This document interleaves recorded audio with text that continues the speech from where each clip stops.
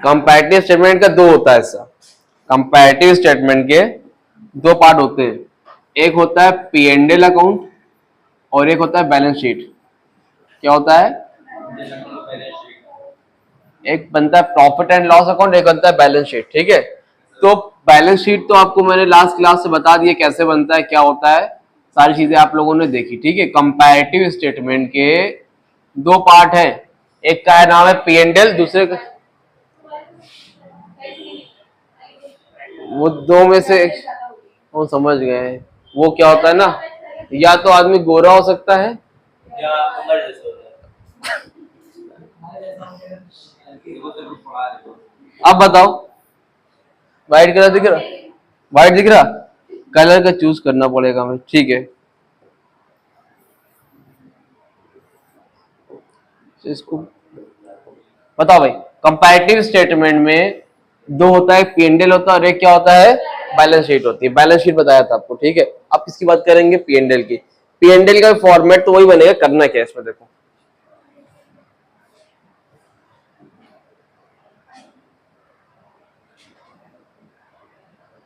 ठीक, अब देखो पी एंड एल में सबसे पहले क्या करोगे आप, जैसे बनाते थे फॉर्मेट वही सेम फॉर्मेट बना लो। फिर क्या रहेगा? पर्टिकुलर, फिर क्या रहेगा, फिर क्या रहेगा, करेंट ईयर, प्रीवियस ईयर। ठीक है, इतना ये क्वेश्चन का पार्ट होता है ना। क्या क्या? Particular, particular, note number, current year, फिर क्या रहेगा, प्रीवियस ईयर। ठीक है, अब देखिए ये तो आपके अंदर यहाँ बैलेंस शीट जो आपने पढ़ा था उसके अंदर क्या लिखा था, इक्विटी एंड लायबिलिटी। बोलिए, आप नहीं थे लास्ट क्लास में? क्यों हैं आप बताइए, आप थे लास्ट क्लास में? इक्विटी एंड लायबिलिटी था, उसके अंदर क्या आता था, शेयर होल्डर फंड, फिर उसके अंदर क्या आता है, रुक जाइए आप बोलने दीजिए उनको। फिर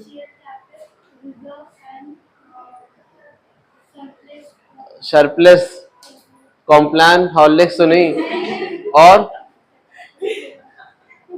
non current liability. Non current liability के अंदर क्या आता है बताइए? और दो ही तो आता है।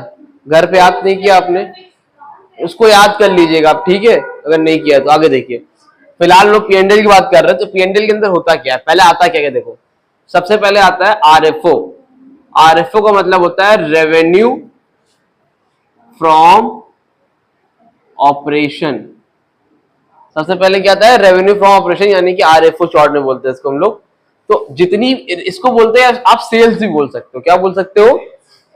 मतलब कितनी सेल्स हो रही है, मतलब सेल्स से जो रेवेन्यू आ रहा है वो आप लिखोगे क्या, रेवेन्यू फ्रॉम ऑपरेशन। ये आपको क्वेश्चन में दिया रहता है। ठीक, ऊपर नीचे दिया रहेगा, आपको सीक्वेंस से लिखना पड़ेगा।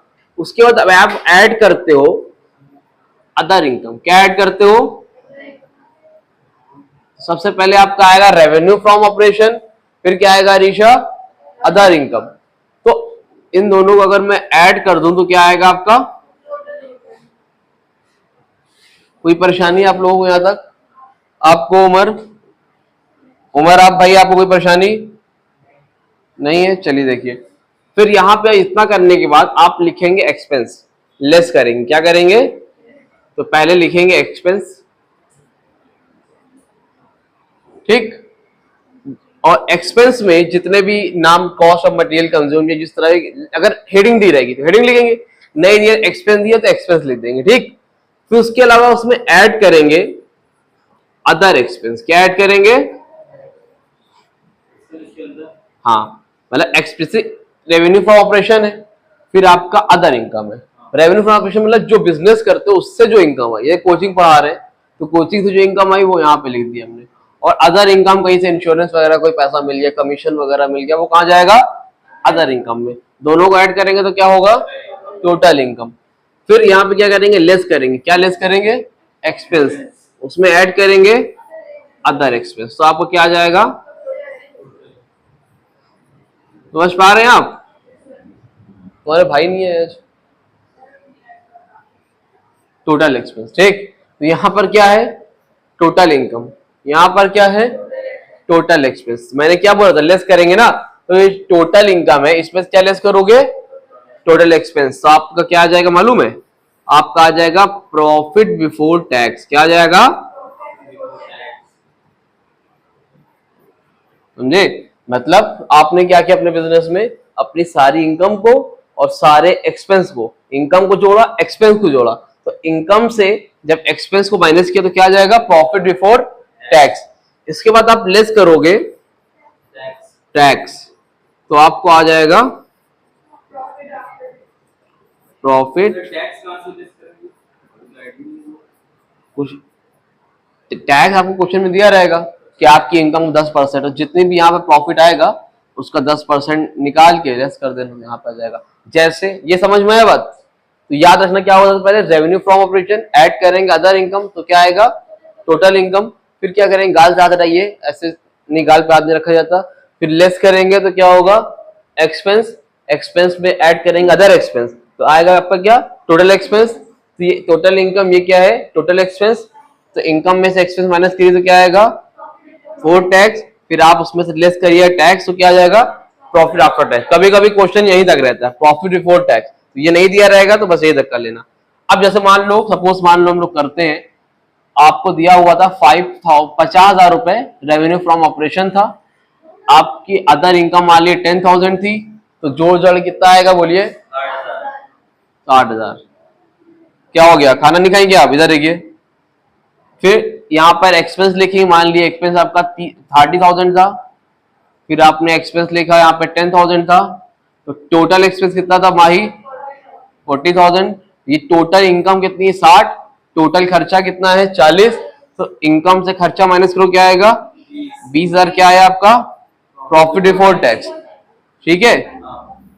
अब 20,000 आ गया, उसमें टैक्स दिया है मान लो 10%, तो 20,000 का 10% है तो दो, हाँ 60 से 40 को माइनस किया तो ये 20 आ गया, ठीक। और 20 के 10% टैक्स है, 2,000 टैक्स है, तो कितना आ गया, 18,000 आपका क्या हो गया, प्रॉफिट आफ्टर टैक्स हो गया। इसी तरह आपको इस साइड भी दिया रहेगा, मान लिया आपको यहाँ दिया है 40,000, फिर आपको यहाँ दिया है 7,000, 40 और 7 ऐड करेंगे कितना आएगा, 47,000। ये आपकी इनकम हो गई। फिर एक्सपेंस मान लिया आपको यहाँ पर था 10,000, यहाँ पर आपका था 5,000, 10 में से 5 जाएंगे कितना, टोटल 15,000। तो एक्सपेंस कितना इस साइड 15,000, इनकम कितनी इधर 47, 47,000। 47 में इनकम में एक्सपेंस माइनस करिए कितना आएगा, 32,000। फिर आपका टैक्स दिया है मान लीजिए 3200 है, तो आप 32,000 3200 माइनस कर दिए, 29,800। ये क्या आ गया आपका, इधर वाला आ गया, ठीक। ये आपको क्वेश्चन के अंदर दिया रहेगा इतना, लेकिन ये चीज आपको ऊपर नीचे दी रहेगी। हेलो हेलो हेलो, यही चीज आपको ऊपर नीचे दी रहेगी, मतलब ये सब दिया रहेगा, अमाउंट दिया रहेगा सबका, बस ये आपको ऊपर नीचे रहेगा। हो सकता है ये इधर रहे, ये इधर रहे, आपको पता होना चाहिए कौन कहाँ रहेगा, ठीक। अब इतना आपको जब मालूम चल जाएगा, देखिए इधर भैया, भैया देखो, तो अब क्या करोगे, ये देखो सुनो, ये वाला जो हिस्सा है ये करेंट ईयर है, ये क्या है आपका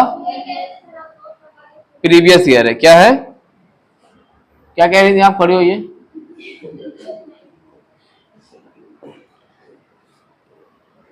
मान लो ये करंट ईयर है और ये प्रीवियस ईयर है, ठीक है। नोट नंबर मान लो यहीं पे है, कहीं नोट नंबर कोई काम नहीं होता है, फॉर्मेट मान लो नोट नंबर ये लिखी हुई है, ठीक है, ये डाल दिए नोट नंबर का, ठीक।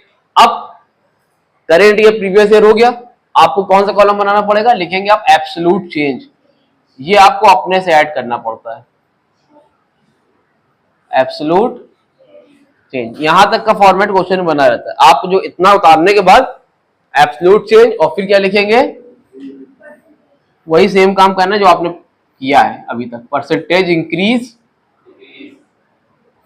डिक्रीज, क्या लिखेंगे, परसेंटेज इंक्रीज और डिक्रीज। चलो देखो एब्सोल्यूट चेंज कैसे निकलता है, करंट ईयर से प्रीवियस ईयर को माइनस कर दीजिए। करंट ईयर कितना है, 50 में 40 गए, 10 में 7 गए,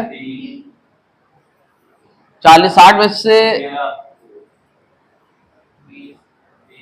30 में से 10 गए, 10 में से 5 गए, 40 में से 15 गए। अब देखो 20 में से 32 है माइनस में रहेगा तो ब्रैकेट में लिखा जाता है, माइनस में 12,000। फिर यहाँ पे भी माइनस में 1200 और यहाँ पे माइनस में 28 रहेगा। ठीक है, तो इसमें माइनस करिए 10,800, लेकिन किस में रहेगा? माइनस में, तो माइनस में रहेगा। ठीक, अब ये लास्ट वाला पार्ट है, ये कैसे करते हैं देखिए।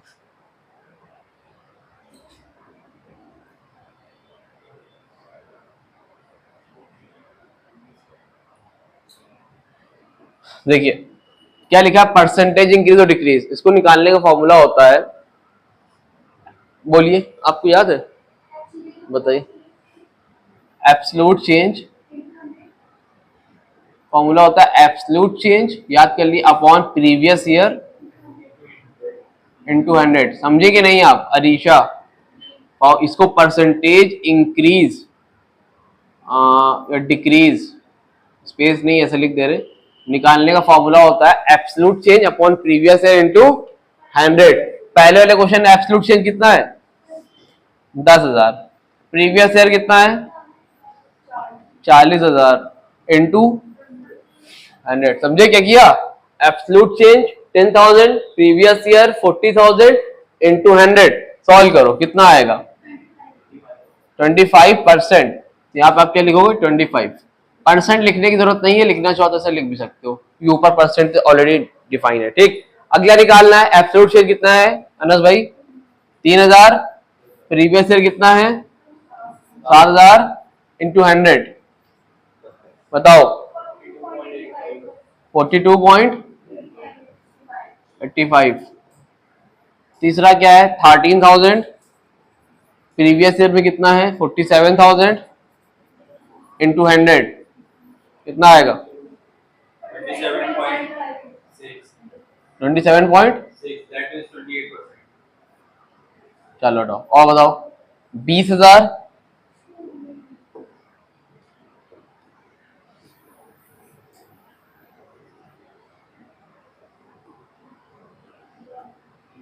बोलिए। 20,000 अपॉन 10,000 इंटू 100, कितना आएगा? 200। फिर आगे बताइए। 5,000, ये तो 5 इंटू 100 ही आएगा, 5 कैंसिल हो जाएगा। फिर 25,000 अपॉन 15,000 इंटू 100, कितना आएगा? हाँ सही करें, 166 पॉइंट। ठीक है, फिर बताइए कितना है? 12,000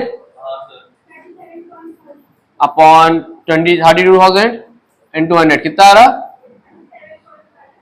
37.5। लेकिन यहाँ पे माइनस में था ना, तो इसको ब्रैकेट में लिखेंगे। ठीक, फिर बताइए, ये दोनों बताइए। 1200 ऊपर, 3200 नीचे, इंटू 100।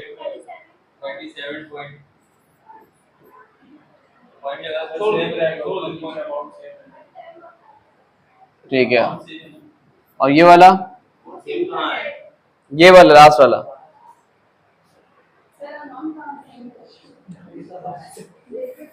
आप बचपन में मैथ्स नहीं पढ़े बिल्कुल भी, जीरो का डिफरेंस है ना, इसलिए कोई दिक्कत नहीं होगी। बताइए, आपको मैथ्स पढ़ानी पड़ेगी। हाँ 28,800।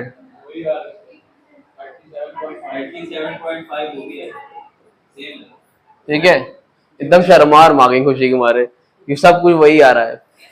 ठीक है, समझ में आ गया आपको? आपको आया? आप तो घूमने चली जाती हैं। आया? चलिए, अल्लाह का शुक्र है, मालूम चले ना समझ में आए।